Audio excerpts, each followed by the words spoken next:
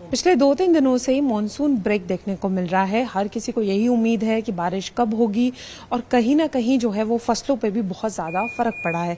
सीधा बातचीत करेंगे आईएमडी साइंटिस्ट शशिकांत जी से। सर, किस तरीके से देख रहे हैं, क्योंकि फसलों पे तो बहुत नुकसान हुआ है, हर कोई इसी उम्मीद में है। जुलाई का पहला हफ्ता बहुत अच्छा गया, लेकिन अब ये जो ब्रेक है, कब राहत जो है वो मिलेगी और कब जो मानसून है वो अच्छे से देखने को मिलेगा?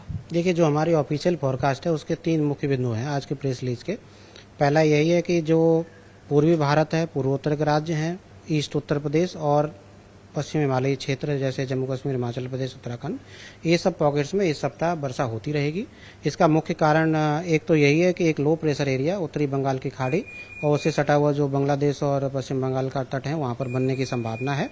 और ये वहाँ पर सिस्टम बनने की वजह से क्या होगा कि जो हमारा मानसून ट्रफ जो होता है उसका पूर्वी सिरा जो है दक्षिण में डिप कर रहा है ऑलरेडी और भी उसके साथ रहेगा, तो उसकी वजह से ये सब पॉकेट्स में इस सप्ताह वर्षा मिलती रहेगी। जो बाकी के क्षेत्र हैं वहाँ पर वर्षा होने के लिए कोई कारण अभी मैदानी क्षेत्रों के लिए इस सप्ताह नहीं दिखाई देते हैं, फिर वो चाहे पंजाब, हरियाणा, राजस्थान, मध्य प्रदेश, विदर्भ, महाराष्ट्र, गुजरात से साथ साथ दक्षिण पूर्वी भारत का क्षेत्र हो।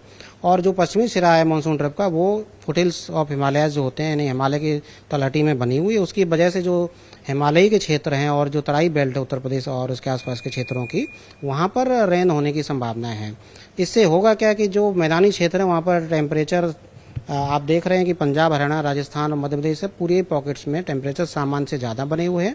और महाराष्ट्र के साथ साथ दक्षिण पूर्वी भारत में भी, फिर वो चाहे कर्नाटक, केरला, तमिलनाडु, आंध्रा का क्षेत्र हो, फिर वह तेलंगाना, छत्तीसगढ़ का क्षेत्र हो, सभी जगह टेम्परेचर सामान्य से ज़्यादा बने हुए हैं। क्योंकि मानसून के दौरान पर मॉइस्चर ऑलरेडी, नमी जो होती वातावरण में प्राप्त रहती है, अवेलेबल रहती है, उसकी वजह से उमस भरा मौसम मैदानी क्षेत्रों में और उसके साथ साथ दक्षिण पूर्वी भारत क्षेत्रों में भी हो सकता है। इस मैप में भी आप देख रहे होंगे कि जो ये पॉकेट्स हैं पंजाब, हरियाणा, दिल्ली, उत्तर प्रदेश, ये पूरी पॉकेट्स में हमने आज उमस भरा मौसम जो होता है उसके 2 से 3 दिनों के लिए वार्निंग भी, ऑफिशियल वार्निंग भी है।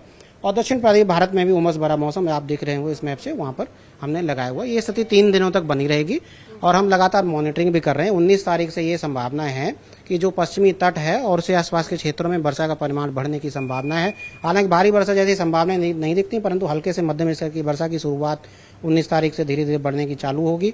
और 19 तारीख के बाद जो है पंजाब, हरियाणा, दिल्ली, उत्तर प्रदेश के पॉकेट्स में भी वर्षा, हल्के से मध्यम स्तर की वर्षा मिलने की संभावनाएं बन रही हैं।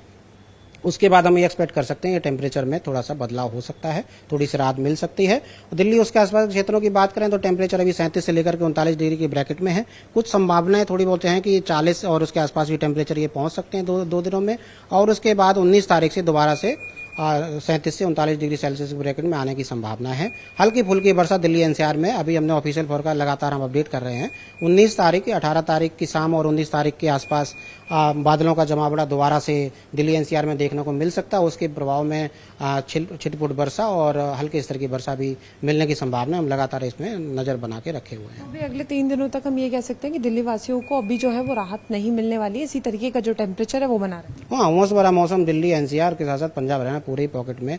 और रोहतक की अगर बात करें, रोहतक में सामान्य टेम्परेचर से 4 से 6 डिग्री सेल्सियस ज्यादा बना हुआ, यानी दक्षिणी हरियाणा, दिल्ली, उससे सटा हुआ उत्तर प्रदेश, उत्तरी मध्य प्रदेश, ये पूरी पॉकेट में 3 दिनों तक तो कोई संभावना खास टेम्परेचर में बदलाव की दिखाई नहीं दे रही। अनिलों का डिस्टर्बेंस हम कब तक ये देख सकते हैं, क्योंकि अगर हम बात करें तो मानसून में जितनी वर्षा होती है उससे कितनी कम वर्षा जो है वो देखी जा रही है और कितना नुकसान जो है वो आगे भी हो सकता है?